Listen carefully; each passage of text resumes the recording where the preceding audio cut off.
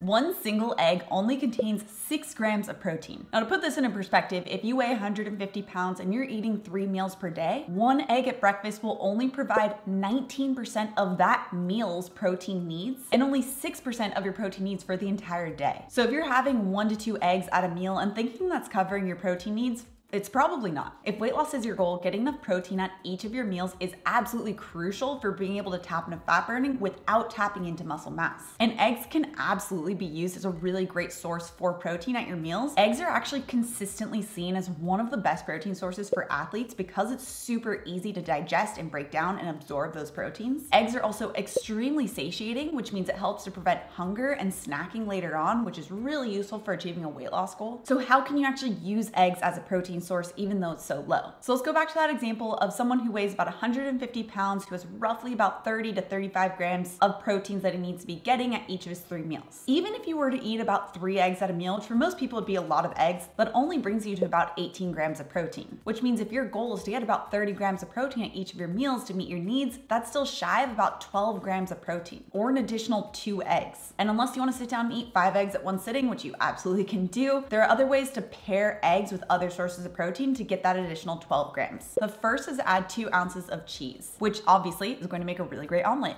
Feta, cheddar, blue cheese, really whatever you want. The goal is to just pair eggs with another complete protein source. And full fat dairy products not only are a great source of protein, but they're also a great source of fat to help keep you satiated and prevent sugar cravings later on in the day. The second option to pair with those 3 eggs would be about 3 to 4 breakfast sausage links. Chicken, beef, pork, turkey, really whatever your preference. Just make sure that you're looking for organic and free of hormones. The third protein boost is to add 2.5 ounces of a salmon lox, which will not only get your protein content up, but it'll also help to greatly contribute to the anti-inflammatory omega-3 fatty acids. The fourth option is to pair it with the traditional 4 slices of bacon, which for a very long time, bacon had a really bad reputation. And if you don't want to use bacon, you don't have to use bacon, but it's important to note that about half of the fat content within bacon is from the heart-healthy monounsaturated fat. 4 slices of bacon will also contain nearly 30% of your selenium needs, which is a really important nutrient to make glutathione, which is our internal antioxidant. Now, like I mentioned, you don't have to use bacon, but I did have a video where I break down the myths of bacon that you check out right here. Okay, the 5th option is to use around 6 slices or roughly a little less than 2 ounces of prosciutto. This is something that you'll often see people make with eggs as like little egg cups where they put prosciutto at the bottom and then bake the egg inside of it. But you can also chop it up and throw it in an omelet as well. Prosciutto also helps to bump up the choline content, which is really important for breaking down fat within the liver. It also helps contribute again to that selenium content as well. If you're looking for a super fast way on how you can actually determine your protein needs and calculate your needs, you can check out this video next. Also, if you're new to my channel and you love this science-backed information, make sure you subscribe right here.